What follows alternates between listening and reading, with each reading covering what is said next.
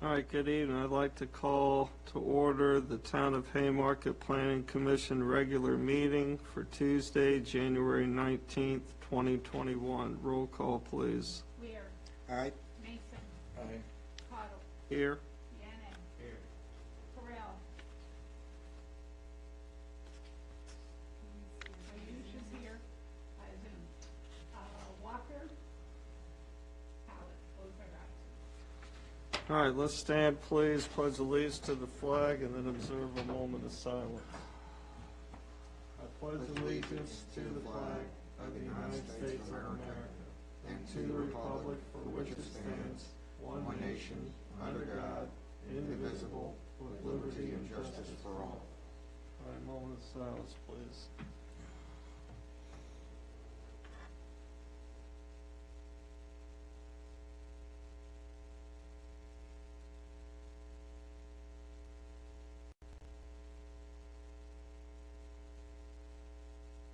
All right, thank you. You may be seated.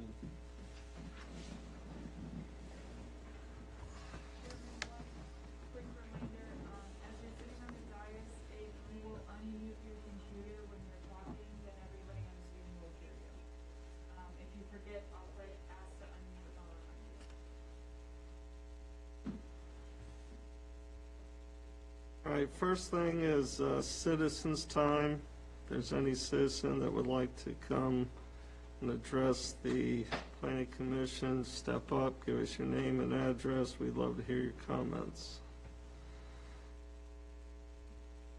Dottie Leonard, 14801 Washington Street. Want to make a few comments on the workshop, some of the meetings. I was thrilled to hear staff tonight ask each of you a lot of questions, and I personally appreciate that because you are the planning commissioners, and sometimes in my times of going before counties, Fairfax County, I've been before the Fairfax, I've been before Prince William County, staff makes recommendations, but the board doesn't always accept all staff recommendations. So that was a refreshing change that I hadn't noticed so much before. So I was glad to see you asking each of them how they felt about each of those subjects. Also, we have historically had group homes in Haymarket. We had senior homes on Madison Street. There were two separate residential houses that were next door to my house that had seniors living in them.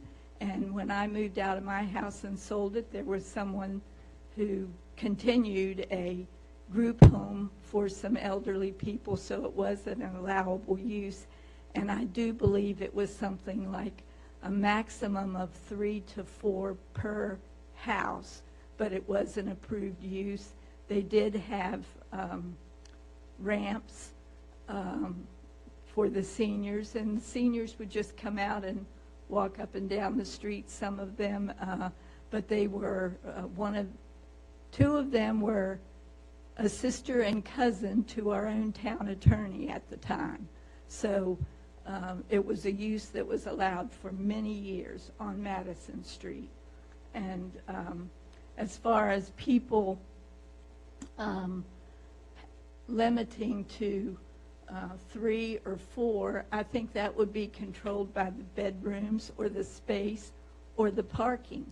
You already have your parking rules, so instead of just saying only in R2 that you could or couldn't do it, or only in R1 that you could or couldn't do it, it would depend on if you have space for people to park. And sounds like I'm spitting on it, doesn't it? I know my mother as a senior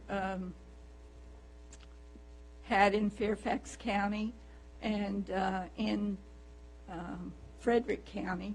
She rented out rooms to boarders They weren't related to her, but it was a way she supplemented her income. And I haven't done that yet in my property, but I did consider it. And personally, I wouldn't want to be limited if I had to do that. If I have 3 extra bedrooms or 4 extra bedrooms, I would want the right to do that. But often people will have someone else that's related. Then the rule, they couldn't be more than 3 that aren't related. If your college student or your divorced son or daughter comes back home and needs to live there. So I like to hear all of you have a little heart. I mean, think about who you're representing. If it's offensive to the neighborhood, it sounded like you had something that was offensive in your neighborhood. And if somebody has a tiny little basement and they don't have adequate parking, that's the way you need to look at it. So I hope you'll consider that on future things. And the other thing I wanted to talk about is I believe the applicant might be coming up before you tonight. On the use, and I personally have that same use on my property. I bought my property 20 years ago, and it had been zoned B1 for at least 5 before that. I don't want to have to fight you all when I want to come in for my use, because I fight dirty, let me tell you. I will go straight to court. I won't even bother blinking an eye. But I'm the one who sat up there on the Planning Commission and made the motion to allow that use of commercial on the lower level and 3 or 4 stories. I think I said 3, and that is on the property that is the corner of Fayette and 55, Fayette and Washington Street, where there's a brown house with dark chocolate trim that sits back from the road. It was an old historic property, and I know the ARB means well, but they have ruined a few properties. And when I hear people questioning every single applicant that comes in and beat them like a dead horse for every little thing, and the town approved those colors. They're not even historic colors that are on that property. But I'm the one who made the motion to allow commercial on the bottom and residential on the top, because it's typical in historic towns. It's in Leesburg. I believe Marchant told you all it was in Leesburg. And it makes perfect sense, because what you're doing as planners, planning commissioners, you're creating our town. I made the motion to have the brick sidewalks. They finally got approved, but that was a battle. But the street lights, I was on the council when we did that, the street lights, and we declared the historic overlay, because the historic overlay is the only tool through which you can do all those controls, because Virginia is a property rights state. So if you're trying to take away somebody's property rights, make sure it's defendable by the historic overlay. Otherwise, people have rights to do what they want with the property they own and for what it's zoned for. Mine was already zoned, so I intend to take that use to the fullest extent. Now, what I'm hearing more and more of you say, 2 things. One is special use permits. I made that motion, and there was no such thing as a special use permit attached to that. So I know this applicant is coming in, and he's being beaten up over a special use permit and a proffer, and proffers are no longer allowed, so it's an old proffer, and how are you going to stop him from doing what he wants to do on that property when proffers are no longer allowed by tying it to that proffer? It's something you're going to have to think about. And I want to say to each of you, not any one person has all the power up there, but the one that has the most is your chair. Your chair has wisdom and experience. He's been on the town council. He's been chair of this planning commission for many years. Sometimes people, and you have to watch it, you have to be really wise. So I pray for you that each one of you will be really wise, because sometimes there's manipulation of rules and manipulation of regulations that's aimed at one or two properties in town. And believe me, I've lived here almost 50 years. I've seen it. And you're going to hear from me if I see it again. But I'm just asking you to have a heart, realize that people do have the right to do what they want to do with their property. And last month, I'm an old woman, and I have Parkinson's, so you'll see me shaken, but I'm not nervous. I heard last month a recommendation to consult with the town attorney before making a decision for this applicant. And all I can tell you is this, and I believe Councilman Weir responded by saying he made all the whereas statements based on what he thought was a threat to bring litigation against him, against the town. They can bring litigation against the town, but who would be representing the town when they went to court, when you representing the town go to court against a litigant, should that happen? The attorney that you recommended for the staff to consult with, I see that as a conflict of interest, because who's going to make all the money? The attorney. So if it appears that the attorney was the one who made the recommendation or the decision with the staff, and you acted on that, and the litigant sued the town, you would be responsible for the taxpayers' money all going in the town attorney's pocket. That's all I'm going to say tonight. Thank you for doing what you do. Thank you, ma'am.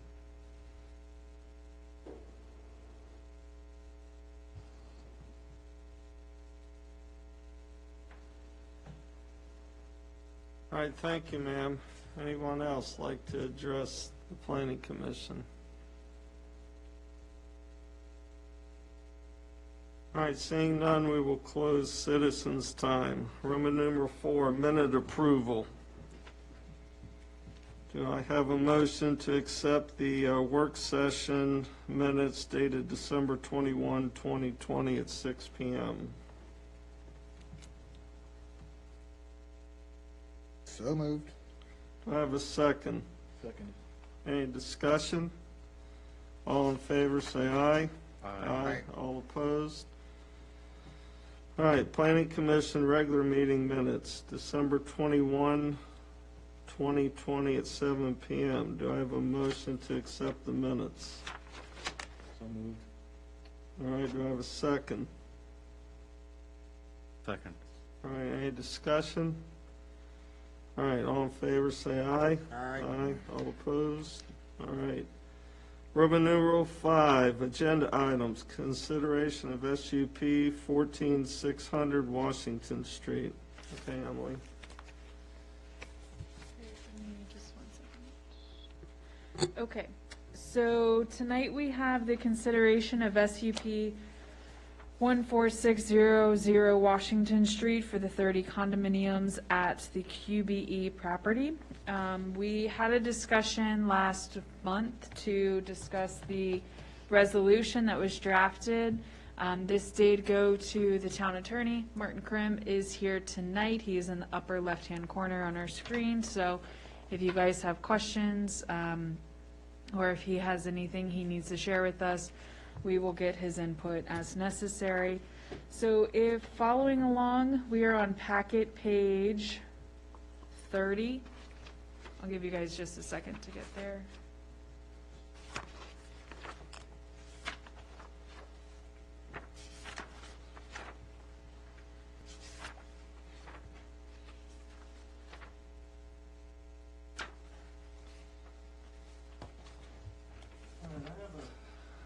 Mr. Leek, I want to ask Mr. Krim a few questions before we allow you to speak, okay? Mr. Krim, can you hear me? Hang on 1 second, Martin. He's muted. Okay. Martin, can you hear us? Yeah, I can hear you now. I can hear you, yes. Thank All you. right, Martin, can you hear me okay? There's an echo, but I can hear you. All right, yeah, I don't know why the echo. 1 second. So there are two of you speaking on the dais, and I think that's why there's an echo. So then you have to cut the speaker off. No, there's an while echo. Chairman Caldwell's asking a question, and then cut it on when Martin's raising it.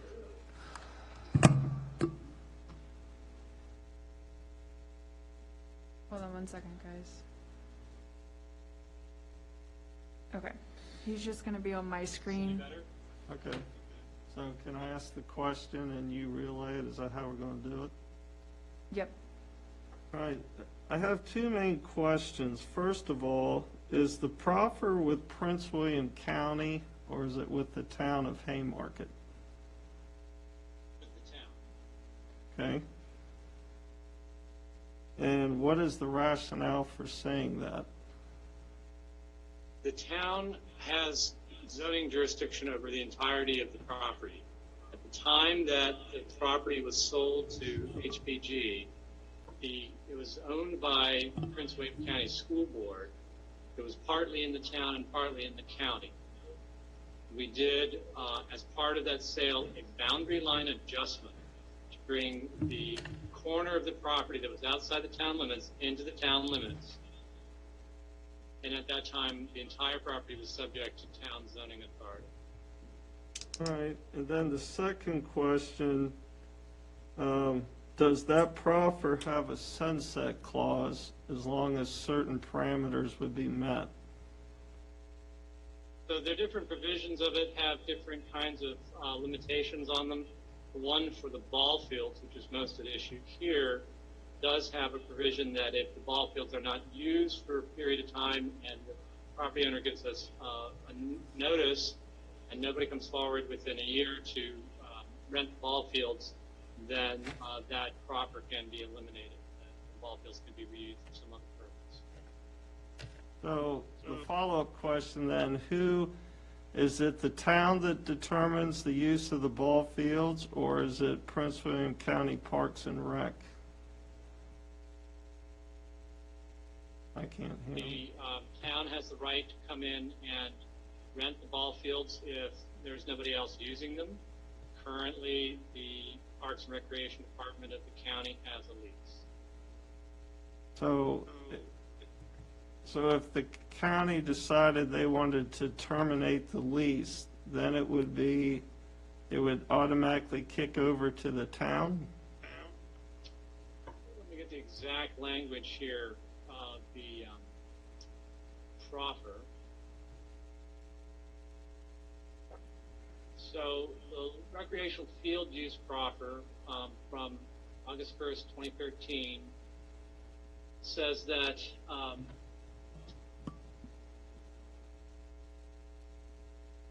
if for a period of 1 year following the termination of any lease agreement for use of the recreation fields, the applicant does not enter into a commercially reasonable form of lease agreement at a fair market value with another party, public or private, the applicant may thereafter either continue to maintain and make available for recreational field use or develop the property consistent with B1 zoning regulations.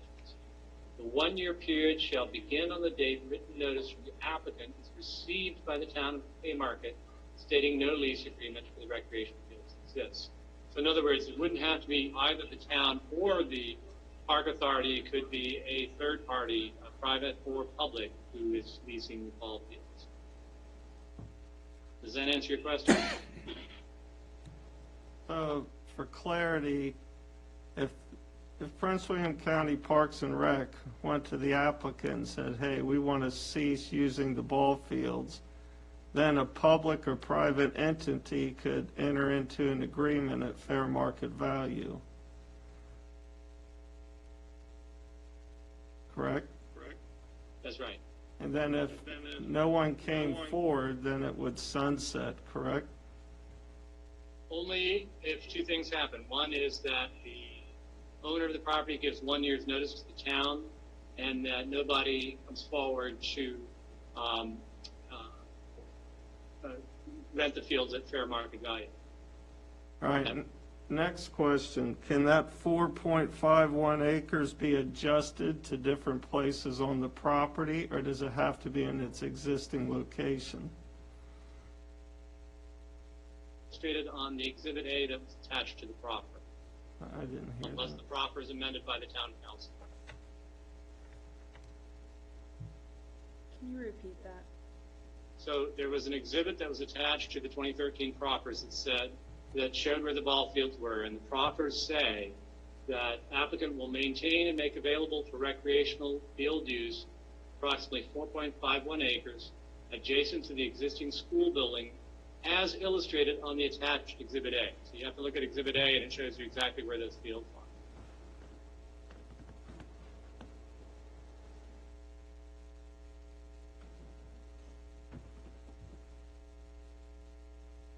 Require proffer amendment.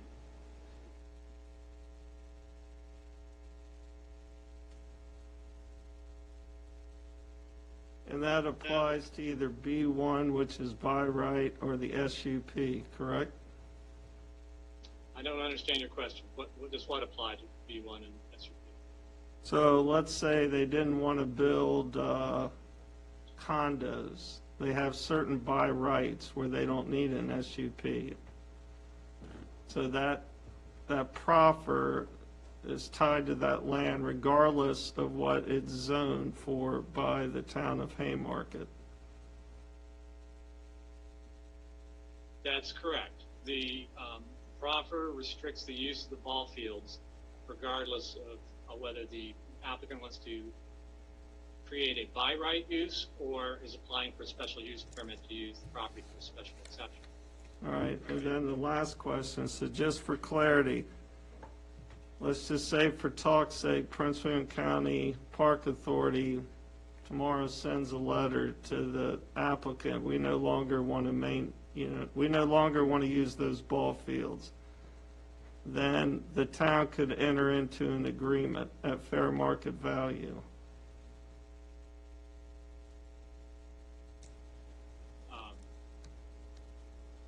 So long as a public or private partner is willing to enter into a commercially reasonable form of lease agreement at a fair market price, the ball fields have to be made available for that use. All right, so there is no, so it was my understanding that that was a 10-year proffer, but you're saying that's not true? There is no automatic sunset after 10 years? For that provision, there's no sunset for after 10 years. What there is a completely different provision that dealt with a right of first offer. The county school board had a right of first offer on the property for the first 5 years, and then there was a 5-year. Then there was the town of Haymarket has a right of first offer.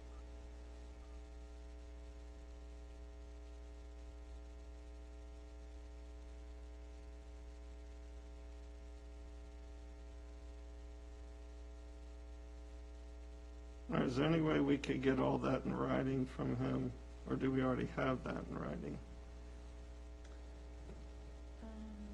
I believe do we already have that on there? Probably, I mean, these, with what details on it. Martin, you've already provided that to the town council in a written opinion covered by attorney-client privilege, correct?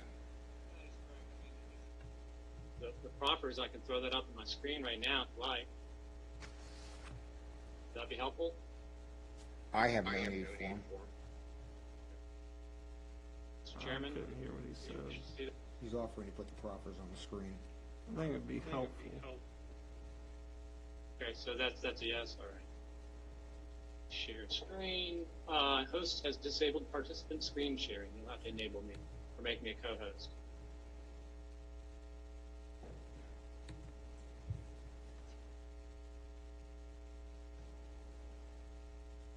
Right now. Working? Okay, do you see that? Hold on 1 second. I'm seeing it. Is everybody on the dais able to look at their screen and see it? Okay. Okay, I'm gonna leave him off the projector. Yes, they can. Okay, so I've highlighted the provision there, the first part of the recreational field use. That just says where it is, how large it is, and what the purpose of it is. And the duration is so long as somebody's willing to enter into a commercially reasonable form of lease agreement at a fair market price. And there's a definition of fair market price, well, some things that are excluded from the definition of fair market price. And then there's the termination clause. And that references a period of 1 year following the termination of any lease agreement. Then the last sentence there, I'll highlight that, requires written notice from the applicant to the town of Haymarket stating the lease agreement for recreational fields exists. And within that year, anybody can come forward and offer to rent it at fair market value, and the applicant has to take that offer. Then if there's some provisions that regarding offering the property for sale, which are not relevant here. That I only bring that up because you mentioned a 10-year period. There was a Prince William County had a right of first offer on the property for 5 years, and during which the town actually had what's right of second offer.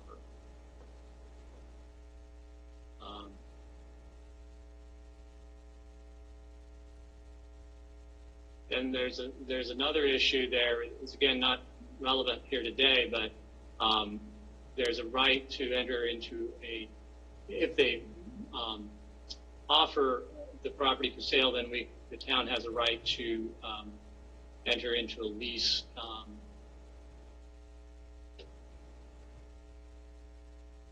with the applicant for continued use of the fields for recreational purposes.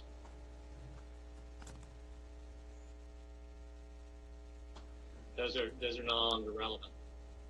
The rest of the proffers, just so you see them, deal with site plan improvements and effective date and a sunset clause for existing uses. Those don't have to deal with the ball fields. Okay. Any other questions? Do you want me to show any part of that again? Anybody else have any questions?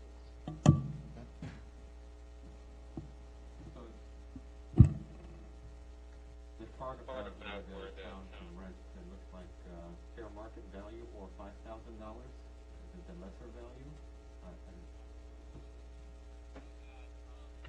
Hang on 1 second, Martin. The applicant decides to offer the property for sale. The town of Haymarket shall make the choice to exercise one or neither of the following options. One of them was a lease of the ball fields. Did that answer your question? That is if the applicant offers the property for sale. If the applicant were to sell the property. If the applicant were to sell the property. I can't hear you.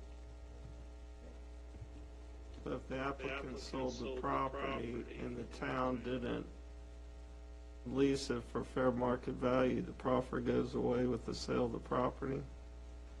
This part does. We have the option within 45 days after delivery of the right of first offer notice to exercise this option B. So if the applicant sold the property, the town didn't pick it up, then the proffer goes away, and anybody purchasing that would have the right, by right, to build whatever they wanted on B1, correct? Nothing in that provision affects the applicability of this provision here that applicant will maintain and make available for recreational field use the ball fields, so long as a public or private partner is willing to enter into a commercially reasonable form of lease agreement at fair price. Nothing in the second part there on page 2 takes away the absolute language of this paragraph 1. Is an addition, not in substitution.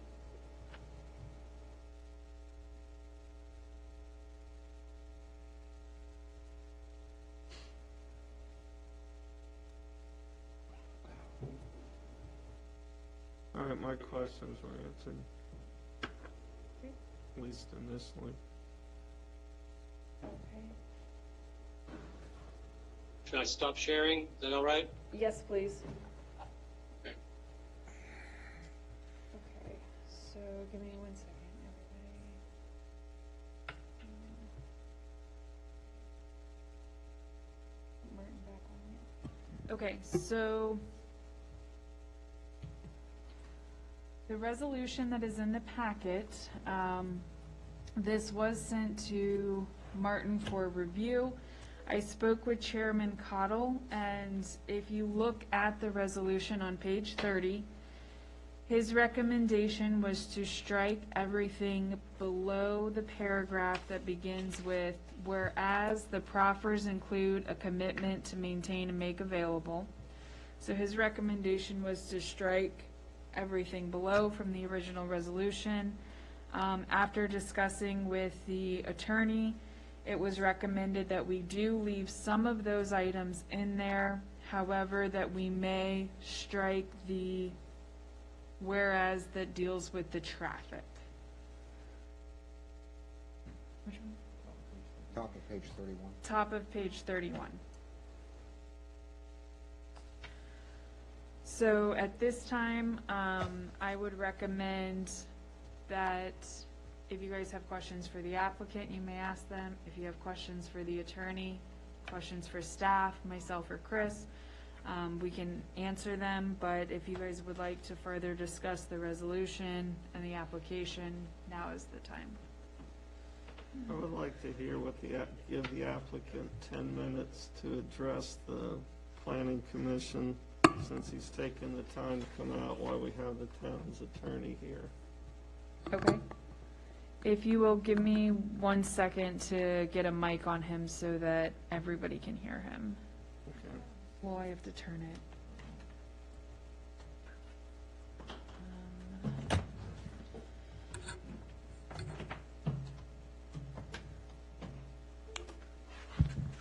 Unmute me, and then we might need to mute Chairman Cottle.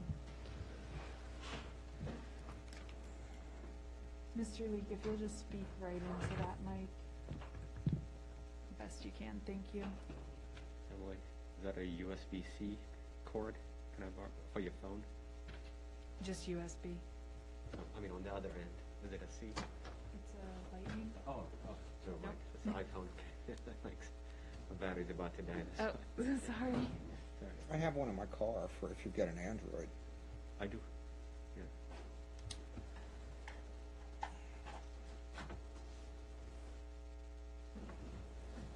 If you'll excuse me, I'm gonna get one. Oh, he's got one. He's sticking around.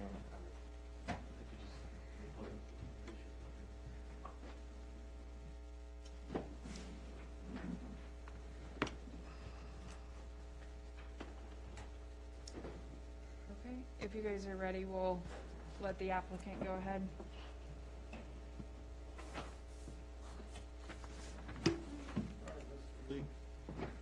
Mr. Chairman, if you'll oblige me, I just need to read the disclosure I read last time, if that's okay.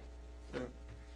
As you know, under Section 15.2-2285B, the Planning Commission had 100 days to review our request for the SUP It is our position, and we believe the law, that the SUP has the effect of amending the zoning for this project. The Planning Commission did not act within the 100 days, and as a result, we believe that the Planning Commission should have sent this matter to the Town Council with a recommendation for approval as outlined in 15.2-2285B. We know that the Planning Commission is objecting to the 100-day requirement, and we are holding another hearing today, which we believe is improper. However, we are provisionally and without prejudice to our position offering to provide informational statements to support our position. Thank you, Mr. Chairman.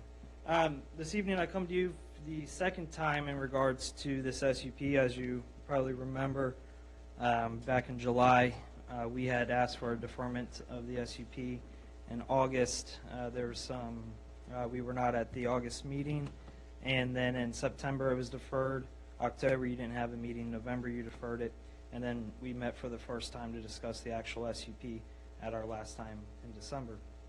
In regards to this SUP, I like to think of this use as a less intense use than what is currently allowed in the B1 district. If you looked at the B1 district, it is a commercial district, and again, our use is a residential use. We're looking to have 30 condominiums on the 3rd and 4th floor of a what would be a by right 4-story 50-foot building, as outlined currently in the B1. And what we're looking to do is to change the 3rd and 4th floor to residential condos, similar to other projects that are currently already in town. One of them being the Winterham building, which you may know where Fashion Forward or Melanie's Florist or Ethel's is. That's first floor retail, and then the 2nd and 3rd floor there are residential. Another unit that development, that's been approved for SUP that this would be like is on Jefferson Street here, just north of us. Michelle Williams Holdings, I believe is the name of the developer, and they're doing first floor retail, and then they're doing actual, I believe, townhomes on top that go up to 4 stories, 50 feet. So we feel that this is a good mixed blend of the overall development. Now I know there's a lot of confusion because a lot of folks unfortunately are scared or uncertain of what the other portions of the development are. But at the end of the day, when we look at this application, I hope you're looking at this application based off this use and this use only, and not over the overall development, because at the end of the day, the only thing that you are here looking at this evening is the use of the SUP. As we know, and as I've stated, a residential use is a less impactful use than most of the commercial by right uses, as well as drives less traffic than a normal commercial use does. A lot of the requirements that Ms. Lockhart had sent in her August 31st email, we do not feel are adequate or appropriate at this time of the phase due to the mere monetary value that goes behind having full architectural drawings depicted, having a full mitigation plan that she's requesting for sound for a parking garage and lighting mitigation for the parking garage. We also feel that landscape buffers, as we notated within the GDP, stated that those landscape buffers would be based off of the town's zoning ordinance and that we would address it at site plan time. Again, what we're looking to do is to see if this use is something that is adequate. We're not asking to skip any rules or regulations in regards to your zoning ordinance. We're not asking for any variances in your zoning ordinance. We're stating that we're going to meet all of the rules and regulations within the zoning ordinance, but what we're stating is, can we do a residential use? At that time, we would like to then go into further detail and spend the necessary hundreds of thousands of dollars to go about actually putting together a full-on site plan. At that time, we would be addressing the full list of, comments and concerns that Ms. Lockhart had. At that time, we would also be going out to the outside agencies, which are between a preliminary and a final site plan, getting the feedback from the preliminary agencies, which would be VDOT, in regards to any traffic impact analysis. We would also be going to Prince William County Service Authority. We would be going to the fire department in regards to any apparatuses that need to make movement around the buildings and making sure that everything has good flow. So we would, or again, we're not trying to skip any hoops here. We're just trying to make sure that this is something that the town is looking for, which again is a less impactful use in a B1 commercially zoned property already. With that, Chairman, I appreciate you allowing me to speak, and I'd be more than happy to answer any questions.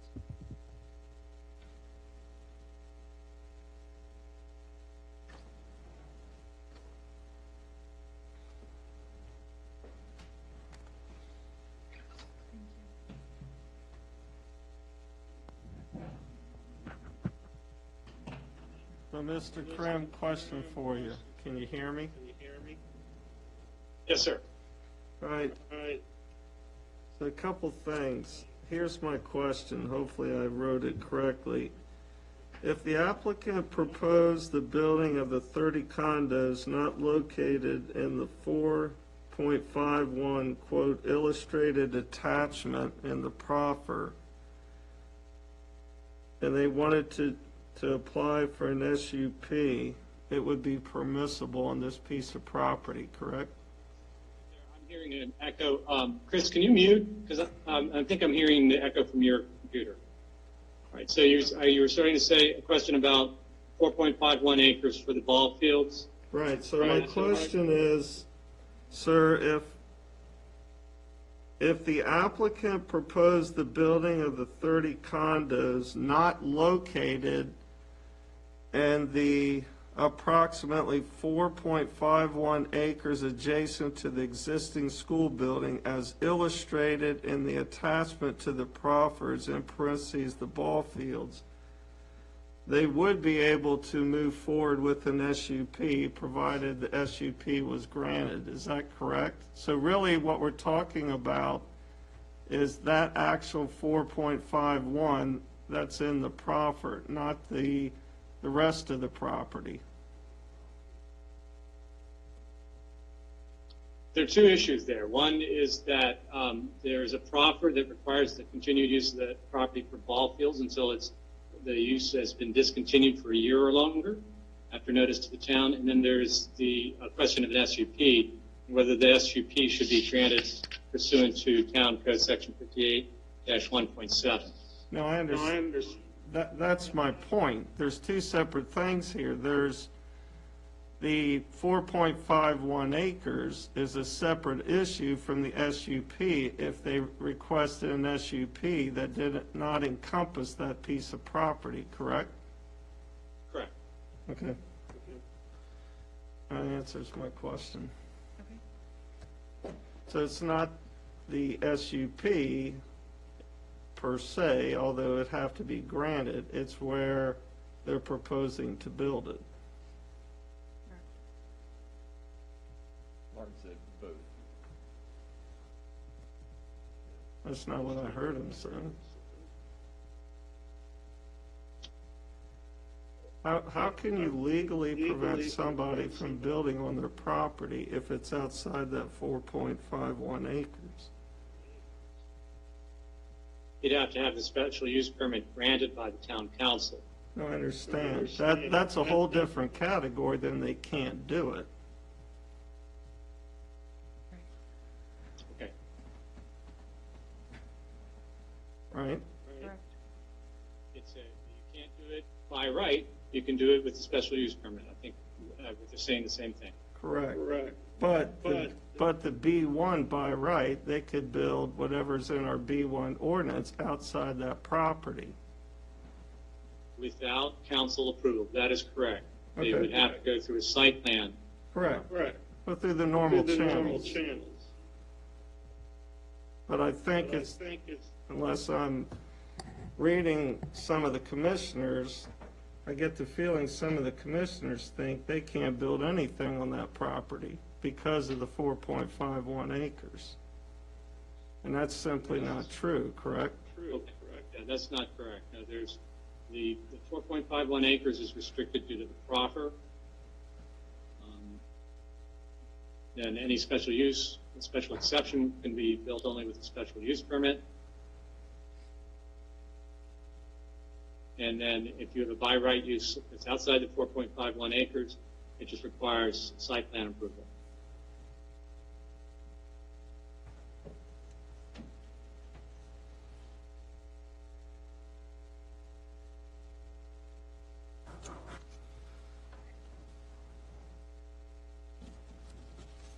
All right, that's all questions I have, unless there's some other commissioner has a question.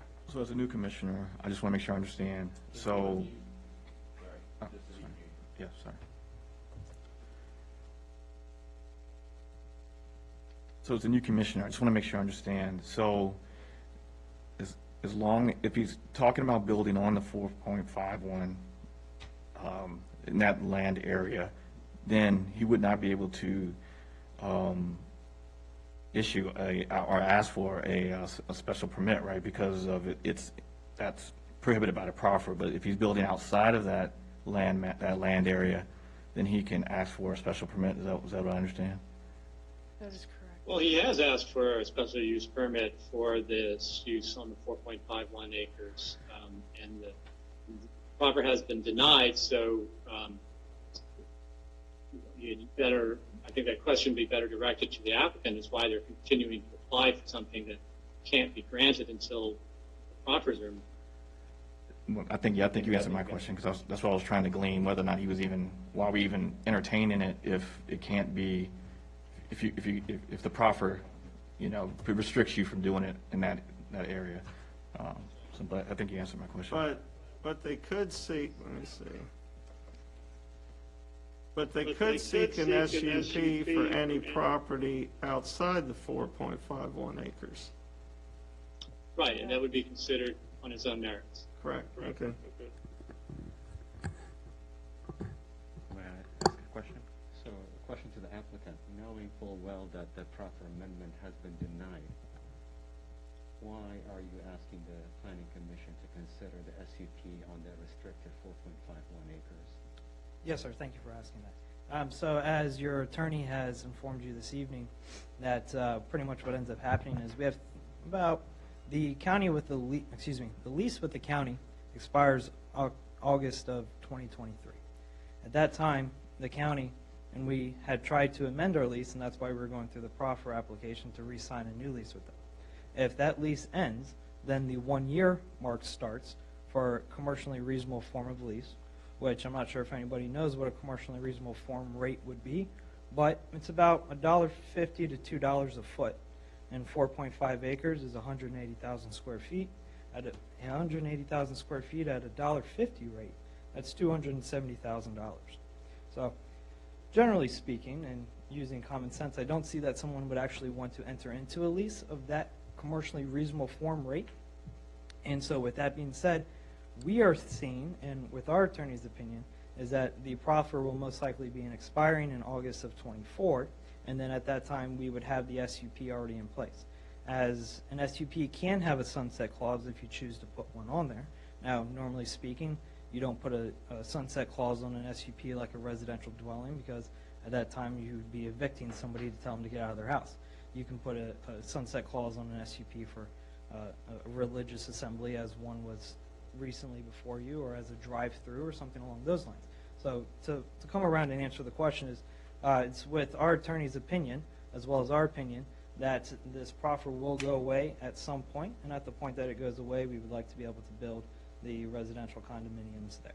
Okay, so there is a lot of unknown. Then at that time, in my opinion, only at that time should you seek an SUP. You don't know. I know you were saying $200-some thousand is a lot of money. You never know. Oh, I would love for someone to enter into that lease. You don't know. It's unknown. So I don't know about if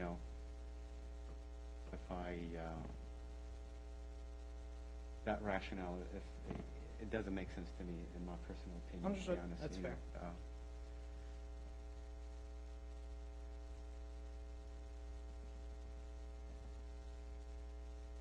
Are there any other questions? Mr. Weir? One question for the applicant, a couple of questions for town staff. Mr. Lee, are you an attorney? No, sir. Neither am I. And I'm not about to start making representations about things with sunset clauses and other things that you may or may not be able to do, but I'm not really appreciative of bringing up an issue like that and then reciting things like putting sunset clauses on religious uses. You all people should know better than that. Conflicts and trying to steer this. Mr. Weir? Mr. Weir, we need to be respectful to every applicant that comes. It really doesn't matter what we think. We owe the applicant to comment these. You need to address them with proper respect. With respect to the town planner, Emily, correct me if I'm wrong. In the past 3 meetings, nobody behind this dais has suggested limiting by right uses outside of the proper ball field areas, correct? Correct. With respect to the residential uses, those are as an accessory use to a business use, correct? Correct.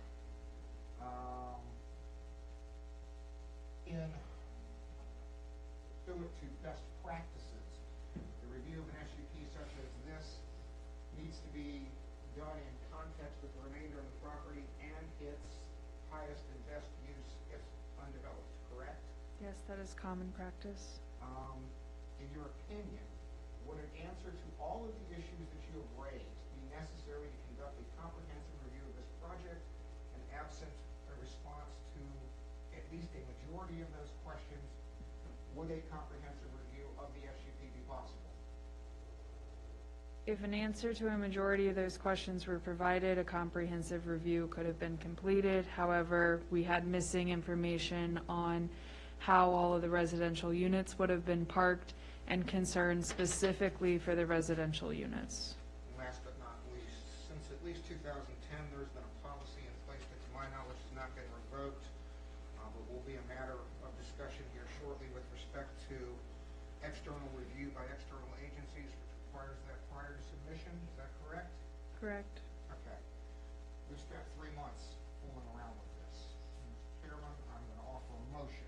I'm going to read it, and it is the motion that's sitting in front of you, and I'm going to strike the first whereas on page 31, and I'm going to read it in its entirety, and the reason I'm going to do that is I believe that if we're forwarding a recommendation to the town council, we need to forward a recommendation that is complete and lists all the issues with the application and not make it unduly simple and not give them the entire rationale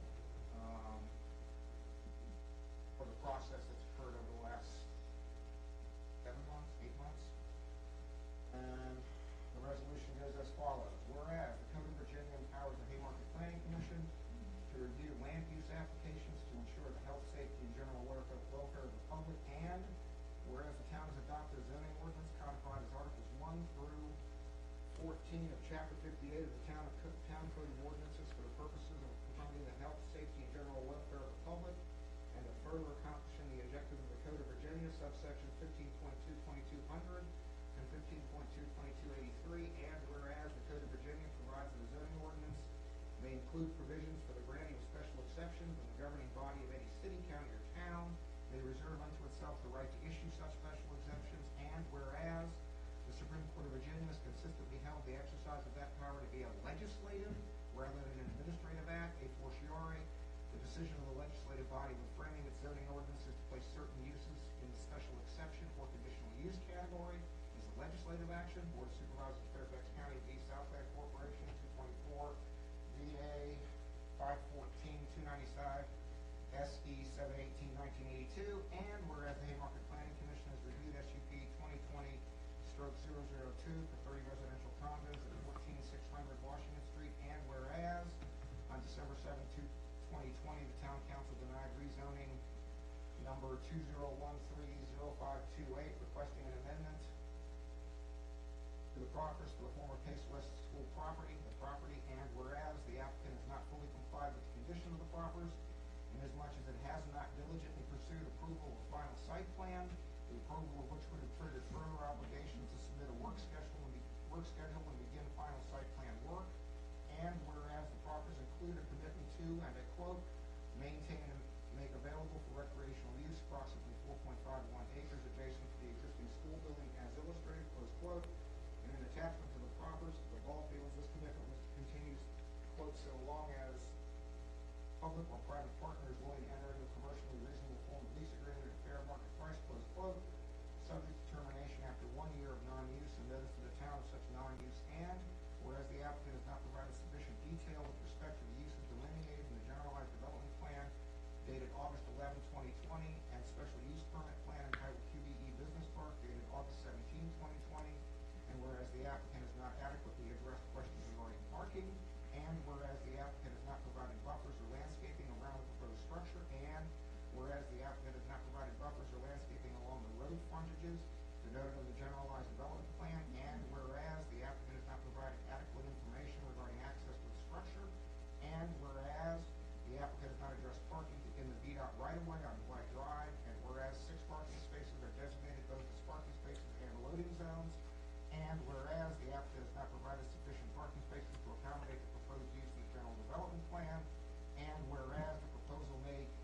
adversely affect the use or values of surrounding properties and structures, and whereas the applicant has not fully complied with the conditions of the 2013 proper statement, and whereas the proper statement dated August 1, 2013 has not been removed or amended, and whereas as a matter of good zoning practice, the approval of SUP 2020-002 would not serve the health, safety, or general welfare of the public, whereas the Haymarket Planning Commission, based on the factors outlined in Town Code Section 58-1.7, finds as follows with respect to the application.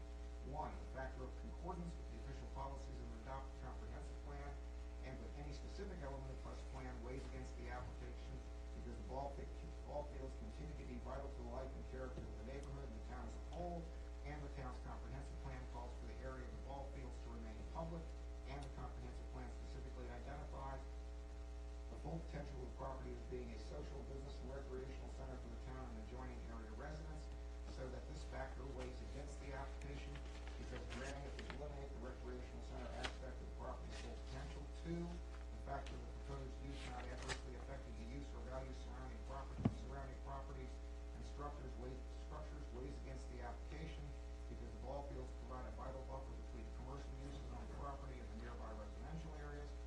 3, the factor of the pedestrian and vehicular traffic generated, strike that section out of the code, out of the text. Thus, whereas the Haymarket Planning Commission finds that the balance of factors identified in Town Code 58-1.7 weighs decidedly against approval of the application, and that each of the factors 1 and 2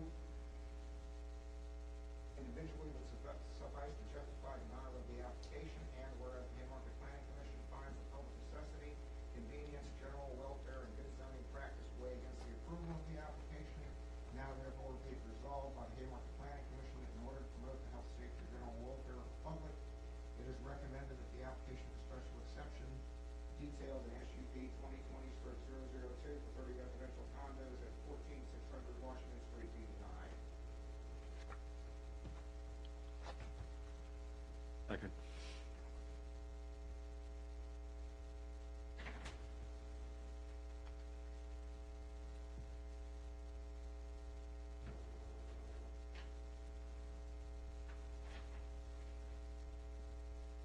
Mr. Beignet, did you submit your recommended draft? I submitted my comments. And what were they?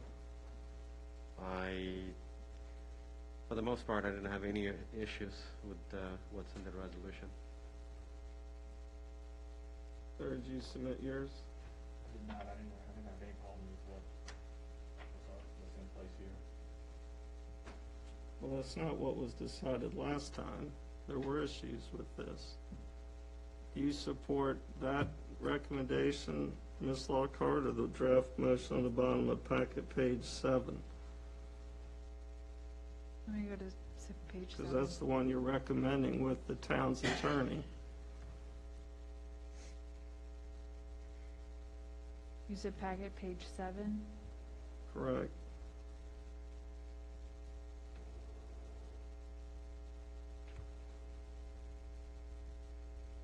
One second, sorry. If I heard you correctly, that's the one that you reviewed with Mr. Krim. I don't think so. I think this is the one that was just read out loud.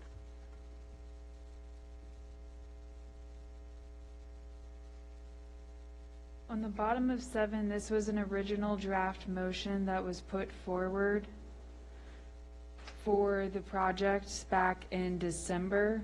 Since then, Liaison Weir had provided this resolution. At the beginning of the meeting, what I stated was on packet page 30, that was the resolution that was discussed with the town attorney. I said that on page 30 and 31, that was the original resolution, and I stated that you, Chairman, had requested everything from that 8th paragraph on the first page down to be removed, and that our town attorney recommended those items should remain. That was his recommendation, and that we strike any of the whereases that dealt with the traffic, as that was not necessarily an accurate statement, that traffic would be more with a residential use.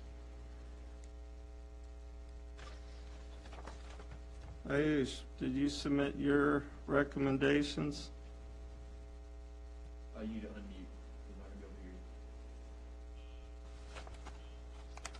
Right, I'm a little slow and preoccupied with other things, but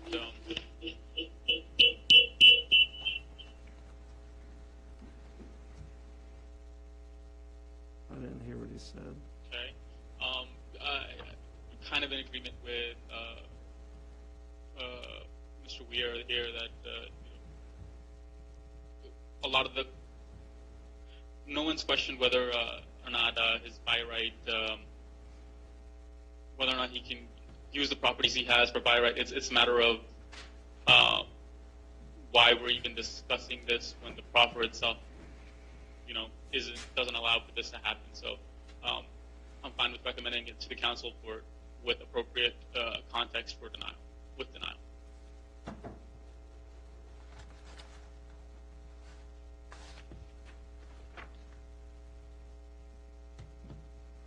If I may, I think during our last meeting, I don't remember other commission members having issues with what being proposed originally. I don't.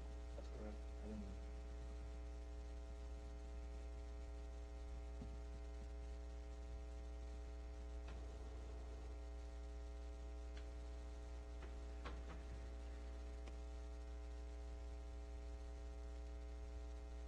But it looks like after the review of the town attorney, there are a couple of things that need to be stricken, but for the most part, the same as what we discussed. Sure seems like a lot different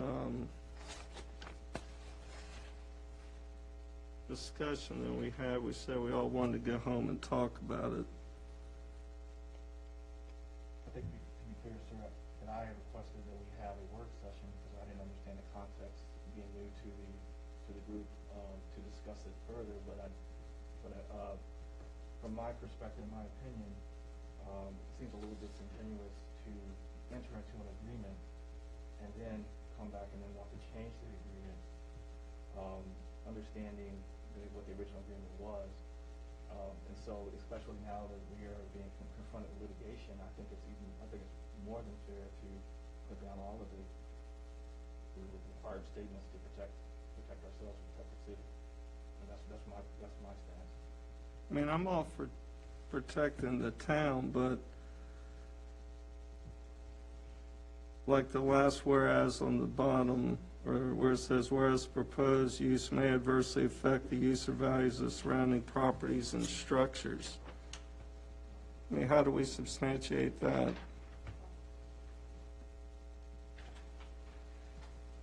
Would the burden of proof be on the applicant to provide that? Why would that be on the applicant? Because it's for SUP, isn't it one of the requirements? Right. Requirement number 4? I mean, we're not even supposed to be, from a military background, just order, we may put these laws and these rules in place, and if we're not even supposed to be looking at SUP given the proffer, it doesn't make sense to me. I would note the operative language is may, not shall. Correct myself, that's number 3. Well, Mr. Krim, isn't the central issue that the SUP is denied by and large because the proffer's in effect? That's not the only reason. You have other reasons articulated in the motion that's before you, and they're based on unrelated matters, the merits of it, even if the proffer weren't in existence.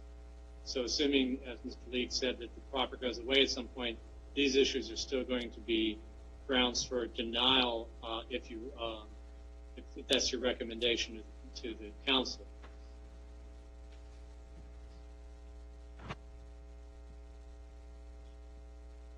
Move the question.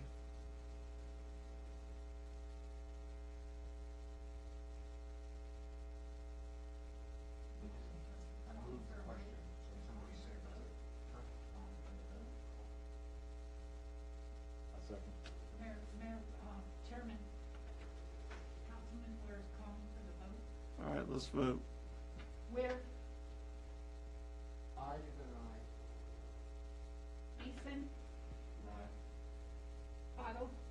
No. Gainier, Deny. Terrell,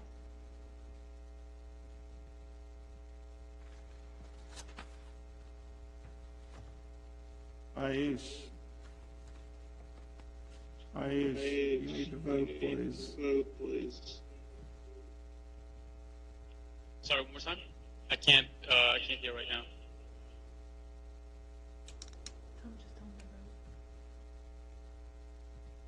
Ayush, we need your vote for the resolution. I deny. Thank you. Thank you for your time. All right, moving on. Agenda item number 2. Without objection, before we run up our bill any higher, so Martin can enjoy the rest of his evening, can we release the town attorney? Yes. Thank you, Martin. Thank you, Martin. Thank you.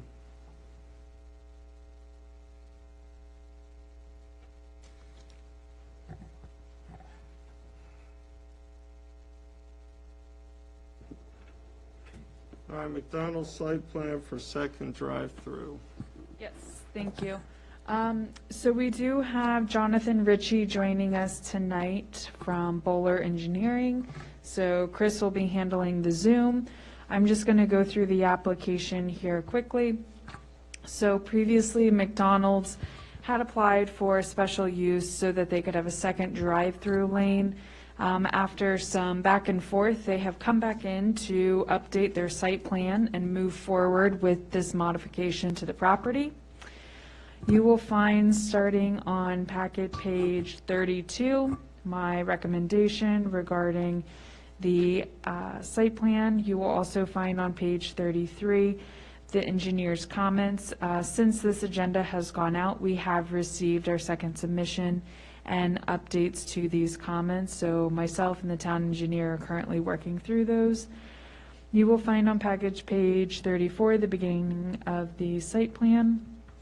What they are proposing to do is to modify the site as it exists today to better deal with a second drive-through, parking, and then the drive-through traffic that's coming in. So one of the concerns that we originally had was that the stacking for the drive-through would be so long that it would back up onto at least Lee Berry Way, if not Washington Street, on the weekend mornings during their busy times.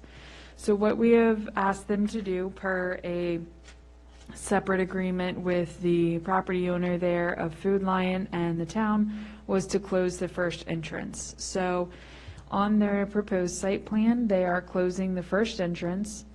They're adding in the second drive-through lane, and they're removing several of the parking spaces that currently exist at the front of the building. As you circle around the building, an additional impervious surface has been put in to direct the people leaving the drive-through lane to best exit out. This is on packet page 39, if you would like a closer view. So what this allows is the front of the building will have two lanes that travel along together. They go around the back, then they come back together, and you come up the side of the building to pick up your food. And then as you get close to where you're exiting, there's an impervious surface median area that's going to steer the drivers out into the exit way. So again, the front entrance closes, so you come down Lee Berry Way, you enter here, and you essentially are circling the building. This, as far as myself and the town engineer are concerned, is an appropriate fix to an ongoing problem that we have had with McDonald's and the drive-through, as well as the front entrance. We are working with them to discuss making sure that the open space requirements are met, impervious surfaces. At this time, we do not have any major concerns. We are just ensuring that everything is matching up with our zoning ordinance and our site plan requirements. The only item I would say that is quote unquote outstanding that I personally need to discuss with the applicant is the street trees. At some point, when you do a site plan, you are required to do street trees and enhancements. However, if you guys are familiar with this location, the sidewalk butts right up to a fence, which then butts right up to their property. So they have very, very, very limited area to add these street trees in. Our modification agreement that we're discussing as you look at the property is to put in a tree or some type of landscaping shrubbery, the best they can, at the corner where you would enter onto Lee Berry Way. Again, that is something that I'm discussing with the applicant. Does anybody have any questions for me so far? If not, I'm going to turn it over to Jonathan Ritchie in case he has anything else that he would like to add. Otherwise, I would just say for the commission's sake, myself and the engineer are in support of this site plan, and we do not see any outstanding issues that would require a delay. We are working with the outside agencies to receive their final approvals of it and make sure our comments are addressed.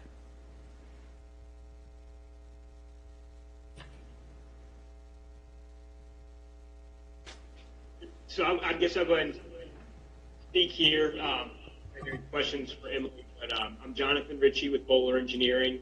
I think Emily did a great job of kind of summarizing the site and what we've done. I think a lot of familiar faces there, some new ones, but we've come a long way with the town over several years to really, I think, hone in on this design and make really everyone happy with what we've done. So as Emily mentioned, there's a few minor comments that we're kind of buttoning up and working through.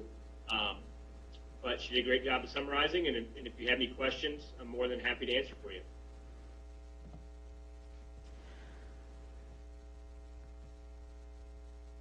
Okay.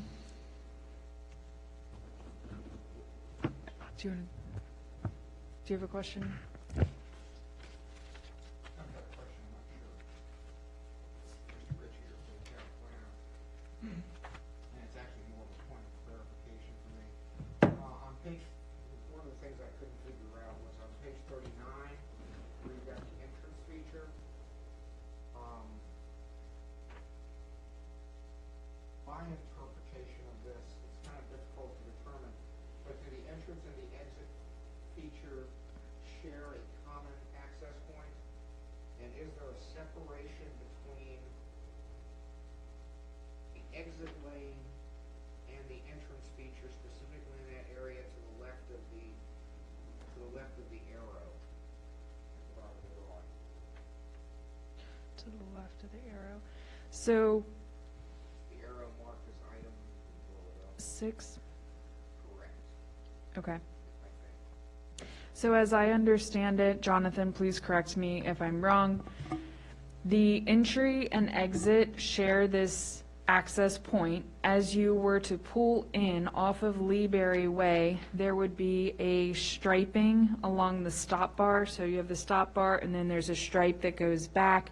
I believe that's 24 feet. It's 24-foot width.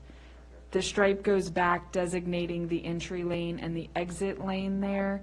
If you were to, say you circle the entirety of the building and you stop where it says do not enter, you stop there, I do believe you can still make a left at that point and circle the building again.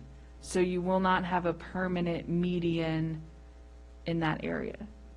The only, Did that answer your question? it does answer the question. The only reason I ask it is because it just seems Is your mic a on? little, oh, sorry. No, your council mic. The only reason I ask is because in looking at the drawing, it seems like that entrance feature might be a little tight, and given that they do take tractor-trailer deliveries, and that's my only real concern there.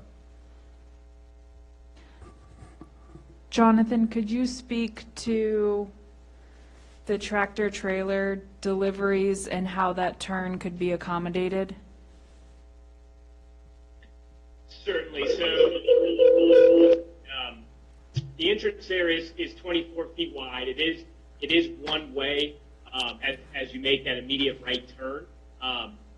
There might be some minor overlapping into that lane, but there is a pretty good radius there. There's a 20-foot radius, and then again it turns into this sort of one-way lane where you've got probably, I'm just kind of estimating here, probably 15 feet around as it continues around. So, pretty standard radiuses and dimensions through there. I'm trying to look through the plans, and I don't know if we provided a truck plan or not. I'm looking right now. I do not believe so. It'd be nice if we had one to I could bring up, but I do not see one. So we've looked at it.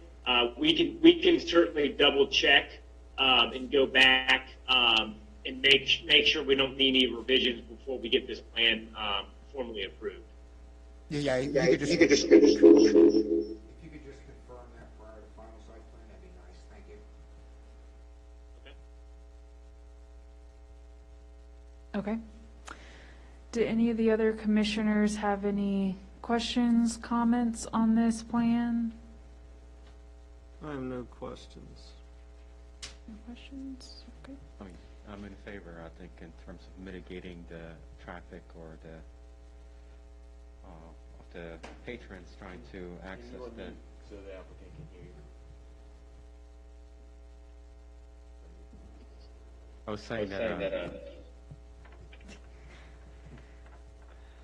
I do like the mitigating factor that this plan addresses, basically in terms of the cars backed up or being backed up on Washington Street. That's all. Okay. With that, if there's no other comments, so we want them to bring back and show and demonstrate that there would be no issue with their truck deliveries. Is there any other items that we would like? Okay. If not, I will bring it back in February for its final approval. Good. Jonathan, do you have any questions for the Planning Commission or myself? I do not. I think it may have cut out there a little bit. I just want to make sure I didn't miss any questions or from anyone else. No other questions. What I'll do is I'll touch base with you and your team, but we will have you guys bring back the demonstration that the delivery trucks can access and still make their deliveries through that entryway point, and then we'll bring it back for approval in February. So we're going to need to reappear here on the Planning Commission again? Do you guys need them? If you just provide the documents, we can probably handle the meeting on the 16th of February. You probably won't need to attend. Mr. Ritchie, I'll elaborate on my concerns with the town planner with respect to the turn radius offline. Okay, that would be great. It would be nice to report back a conditional approval or something along those lines, and we certainly will work with Emily and her team as well. I would just let them know that we are working through the second submission, and we would expect an approval at the February meeting.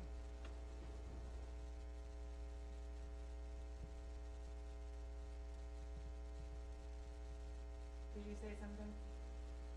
I said I can report that back, and if there's no more questions. Nope, that's it. All right. Thank you so much. Have a good night. Thanks, everybody.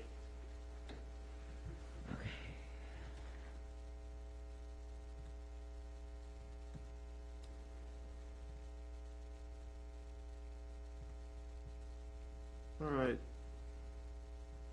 We're done with that, correct? Yes, that is correct. All right, appointment of vice chairman.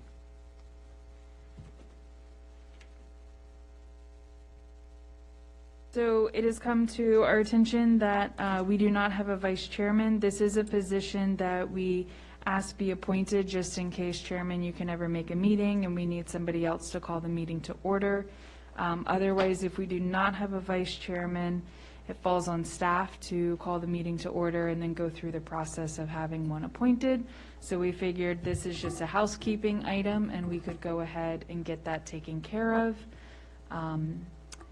So if anybody would like to volunteer themselves or move to recommend an appointee to the vice chair position? I will recommend Ayush. He's on a couple second delay. Can you let him know he's been, ask if he accepts?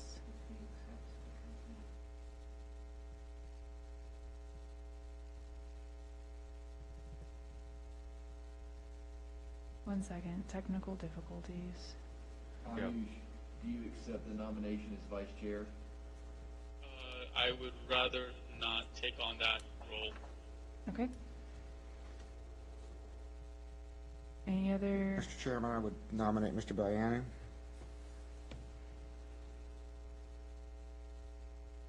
All right, anybody else? Anybody, any other recommendations? Do you accept the recommendation?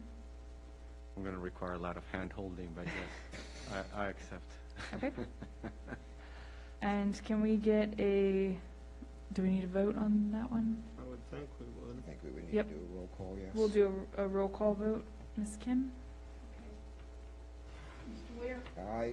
Mason, Cottle, No. Benyang, Aye. Corral, Aye. All right, old business. So at this time, Robinson Village, the Van Meter project here in town, has received all of their outside agency approvals. We're working through the bonding documents and finalizing all of the legal documents that they needed in order to move forward with their plan. And other old business, we do have one, it's kind of an old but new business. We have a old site plan from 2005 for Robinson Paradise, two very similar names, but Robinson Paradise is just over the Jefferson Street Bridge. It is back here near Jordan Lane. It's across from it on the left-hand side as you leave town. This has been brought back up. We do have somebody interested, and an engineering firm has been contacting us in order to make plans to move forward with updating the site plan and building out that project. So that will be coming up in several months' time. We're still a little ways away, but that'll come up. Carter School submitted their second submission. That will be on the agenda for next month for review. Carter School is the school that is located, or will be located, right in front of the Van Meter Robinson Village property on Washington Street. So if anybody would like a hard set of plans tonight, I do have those. I'm happy to give them to you. Otherwise, we'll send them out electronically for review. And that's all I have for old business. All right, any new business? Yes, for new business, we had Crossroads Village Center apply for 2 SUPs for their property. One would be for the addition of residential housing at a number of about 78 units in a style of 2/2s. Mr. Wooden or one of his associates came to one of our meetings and gave this presentation. The other SUP would be for a Starbucks drive-through located in the front of the property. This was sent out, both applications, to our outside agencies. We have received all comments as of last week, except for the VDOT comments. I will say it is pretty typical that VDOT takes either a little bit longer to provide comments, or they do not provide comments at this stage as they're very busy with other reviews. So with that being said, I would recommend that we put this property up for a public hearing at our next meeting on February 16th at 7 p.m. And if that is okay, I would like for the commission to affirm and give the directive to send out the public notice for both SUPs.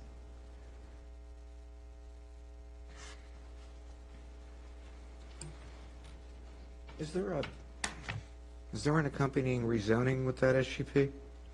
No, there is not. They would like to do the 2/2s by SUP for multifamily dwellings.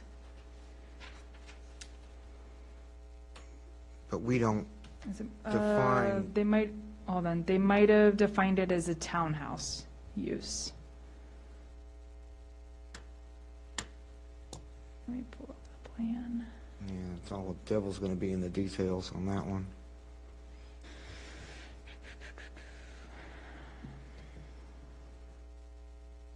I have to look on my old computer, the file's not up. Don't worry about it. Okay. Don't worry about it.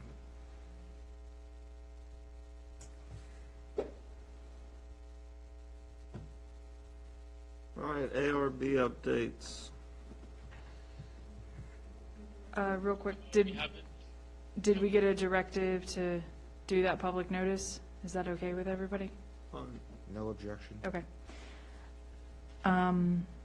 ARB actually falls on tomorrow night's meeting, so we had our last meeting get canceled, so we do not have updates at this moment. All right, thank you. Town council updates. Yeah, we're in the process of contemplating a couple of budget amendments. There's not much going on presently with respect to land use. However, that is likely to change, given several legislative initiatives that are before the General Assembly right now.